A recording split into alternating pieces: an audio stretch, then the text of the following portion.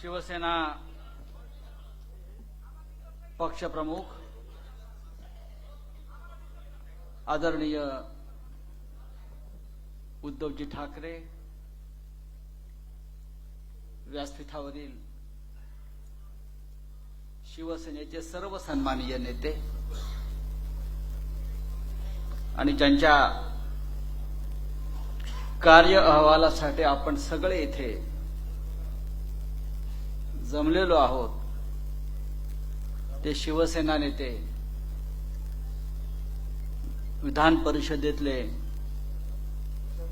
विरोधी पक्षनेते अंबादासजी दानवे, त्यांचं कव्हर पुस्तकाचं फार रोमांचक आहे. असं मनगटावर शिवबंधन बांधलेलं आहे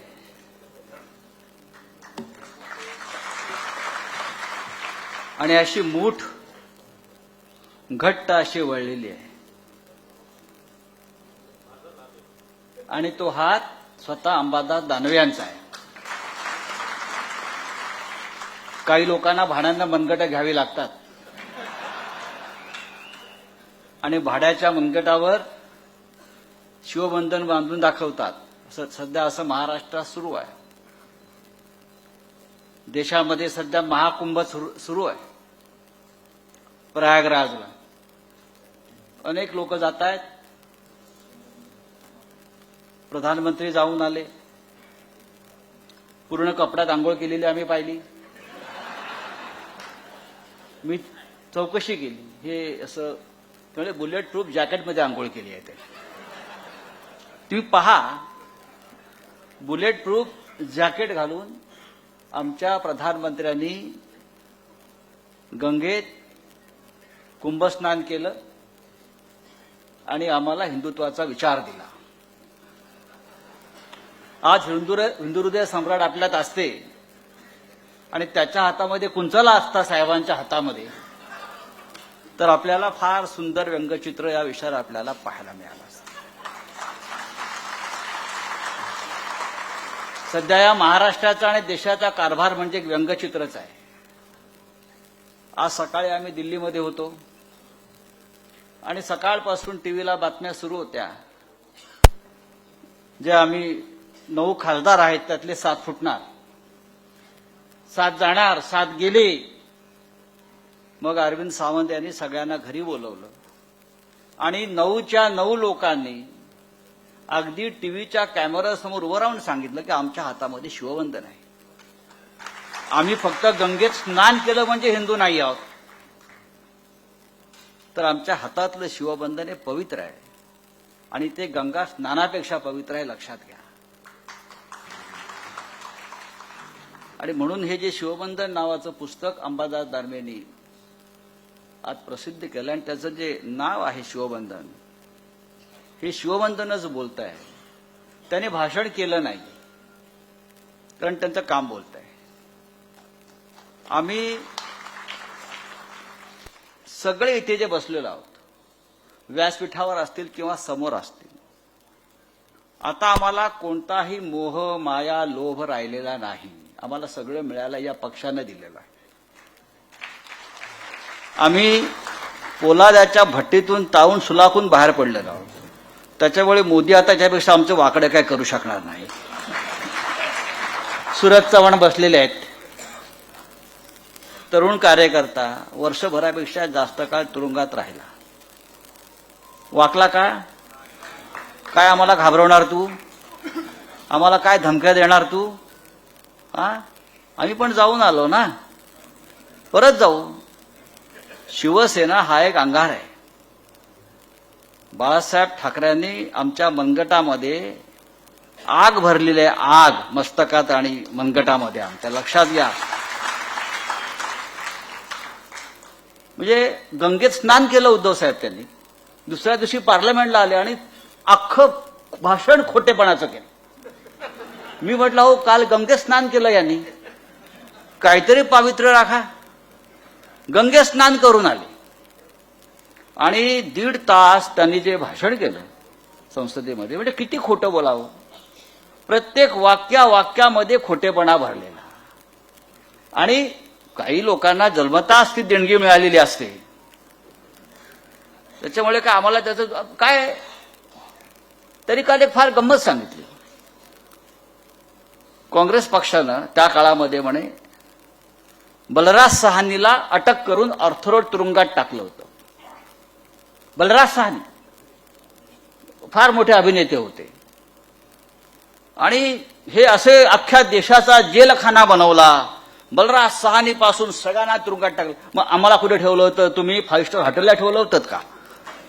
सूरज चव्हाणला कुठे ठेवलं होतं? ताजला ठेवलं होतं का? काय आमचा दोष काय? बलराज सहानीची गोष्ट अशी आहे की त्या काळामध्ये बलराज सहानी हे कम्युनिस्ट पक्षाचे कार्यकर्ते होते. कम्युनिस्ट पक्षाचे कार्यकर्ते होते. चीनचं युद्ध सुरू होतं आणि कम्युनिस्टांची एक वेगळी भूमिका होती.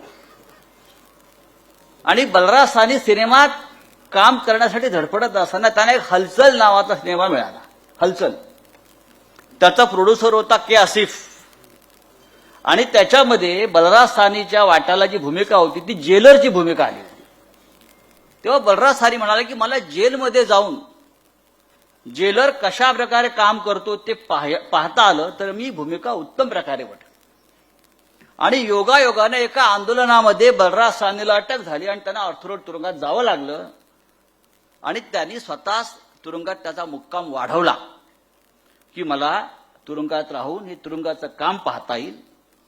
बरं, तेव्हाचं सरकार पंडित नेहरूंचं होते, ते किती उदार असावेत. त्यांनी 40 दिवस बलराज सहानीला रोज सकाळ आणि संध्याकाळपर्यंत शूटिंगला जायची परवानगी दिली तुरुंगातून. बलराज सहानी रोज पोलीस व्हॅनमधून तुरुंगातून बाहेर पडायचे, शूटिंग करायचे हलचल सिनेमाची आणि ते परत संध्याकाळी तुरुंगात यायचे. हा जेलखाना होता. आमचा पंतप्रधानांना इतिहास आणि अभ्यास याचं वावड आहे. त्यांनी दुसरे काल सांगितलं की आमचे पंडित हृदयनाथ मंगेशकर यांनी सावरकरांचं गीत रचल्यामुळे त्यांची आकाशवाणीवरची नोकरी गेली. हे ते वारंवार सांगतात. गोव्याच्या एका सभेत सुद्धा त्यांनी सांगितलं. सत्य असं आहे, मंगेशकरांनी सागरा प्राण तळमळाला हे गीत रचलं. सावरकरांनी रचलं, त्याला संगीत हृदयनाथ मंगेशकरांनी दिलं. तेव्हा ते आकाशवाणीमध्ये होते आणि आकाशवाणीनंच हे गीत लोकप्रिय केलं. हजारो वेळा हे गीत सागरा प्राण तळमळा, हजारो. त्या काळात टीव्ही नव्हत्या, कॅसेट नव्हत्या.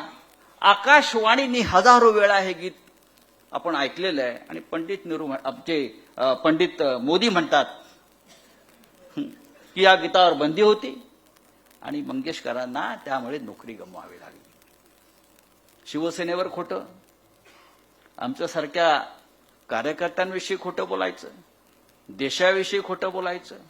बरं, जे दिल्लीत तेच महाराष्ट्रामध्ये जे वरपासून खाली झिरपत आलेलं आहे तेच आपण पाहतो. आणि अशा या वातावरणामध्ये महाराष्ट्रामध्ये जर दिशा दाखवायचं काम जर कोणाला करायचं असेल आणि कोण करत असेल तर ते माननीय उद्धव ठाकरे यांच्या नेतृत्वाखालची शिवसेना आपण करतो. हे काही बोलू द्या. हे सगळे आम्हाला म्हणतात मोदी नकली संतान, हे नकली बापाचे लोक आहेत. हे जे राज्यकर्ते आहेत हे यांचा बाप कोण आहे, यांचा मायबाप कोण आहे. उठसूट दिल्लीत जाऊन बसतात, दिल्लीत विचारतात. हे महाराष्ट्र आहे, हे छत्रपती शिवाजी महाराजांचं राज्य आहे आणि हा महाराष्ट्र कधी कोणाला खोट्याना माफ करणार नाही.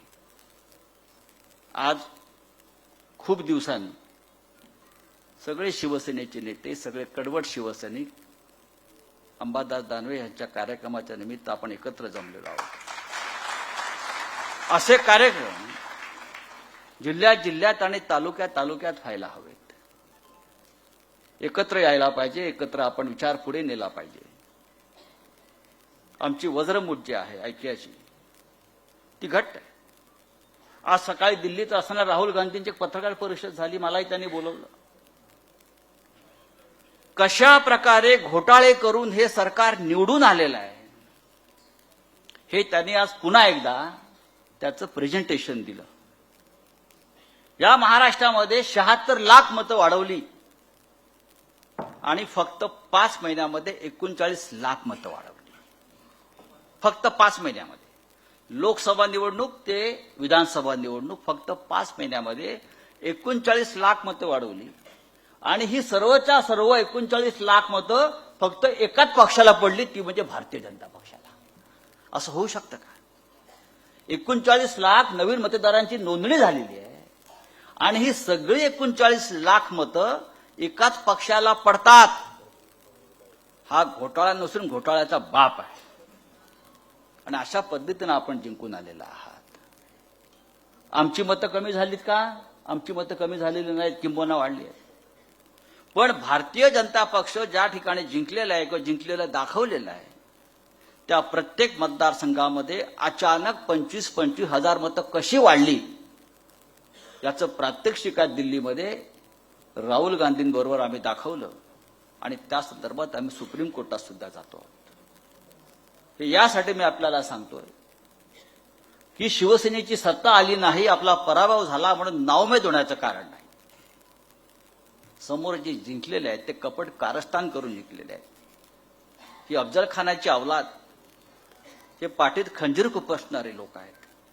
त्यांनी लोकशाहीच्या पाठीत खंजीर खुपसला आहे. त्यांनी हे राज्य ताब्यात घेण्यासाठी कटकारस्थान केलंय, कपट कारस्थान केलंय.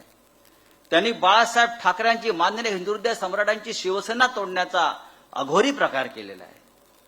आणि ह्याला आपल्याला मुंहतोड जबाब द्यावा लागेल. आणि आज महाराष्ट्रामध्ये लढण्याचं धैर्य कोणामध्ये असेल, जिद्द कोणामध्ये असेल, ती फक्त आपल्या शिवसेनेमध्ये आहे, लक्षात घ्या. बाकी सगळे त्या नरेंद्र मोदी आणि अमित शहाचे गुलाम झाले आहेत, डरपोक आहे. आणि महाराष्ट्र हा कधीच डरपोक नव्हता. महाराष्ट्र हा कायम निर्भयपणे काम करत राहिला. आणि आजच्या दिवशी हे शिवबंधन नावाचं पुस्तक जे प्रसिद्ध झालेलं आहे त्यातून एकच संदेश मी आपल्याला देईन. हे पुस्तक त्यांच्या कार्याचा अहवाल आहे की हे शिवबंधन जे आहे हीच आपली वज्रमुठ आहे, हीच आपली ताकद आहे, पवित्र आहे. याचा बाजार मांडू नका. ज्यांनी मांडलाय त्यांनी मांडू. आज तिथे मराठी पाऊलं पडते पुढे गाडा होतं, माझ्या डोक्यात ओळ आली. काही जणांचं मराठी पाऊल गद्दारीकडे पडत आहे. ही काय मराठी माणसं आहेत का? माननीय शिवसेना प्रमुखांनी मराठी माणसाला जो स्वाभिमान दिला, अभिमान दिला, अस्मिता दिली, तेज दिलं, त्याच्यावर थुंकण्याचा हा प्रकार आहे. छत्रपती शिवाजी महाराजांनंतर माननीय हिंदुहृदय सम्राट बाळासाहेब ठाकरेंनी या महाराष्ट्राला जो एक पाठीचा ताठ कणा दिला, स्वाभिमानानं उभं राहण्यासाठी कणा दिला, हे सगळे पाठीला कणा म्हणायचं की रेड्याचे शिंग बोलायचं त्यांच्या पाठीला मला काय माहित नाही. पण असो, आज खूप चांगला उत्साहात हा कार्यक्रम होतो. हा असाच राहू द्या. हा उत्साह आपला महाराष्ट्राला पुढे घेऊन जाईल. विधिमंडळामध्ये अंबादास दानवे उत्तम काम करतात. ते अत्यंत भाग्यवान आहेत. ते प्रथमच आमदार झाले आणि विरोधी पक्ष नेते झाले. म्हणजे आल्याला त्यांना लाल दिवा मिळाला. आज शिवसेनेमधला बहुतेक एकमेव लाल दिवा तुमच्याकडेच आहे. आम्ही अपेक्षित होतो की आपलं सरकार येईल आणि आपल्यातले अनेक लोक मंत्री होतील. पण हा एक लाल दिवा सगळ्यांना भारी आहे, कारण तो शिवसैनिक आहे. महाराष्ट्राच्या राजकारणामध्ये अंबादास यांच्यासारखे तरुण लोक चांगलं काम करत आहेत, कारण त्यांच्या मागे शिवसेना ही 4 अक्षर ताकदीनं उभी आहे आणि ती तशीच राहते. मी अंबादास यांना पुढल्या त्यांच्या वाटचालीसाठी शुभेच्छा देतो आणि आपली रजा घेतो. जय हिंद, जय महाराज.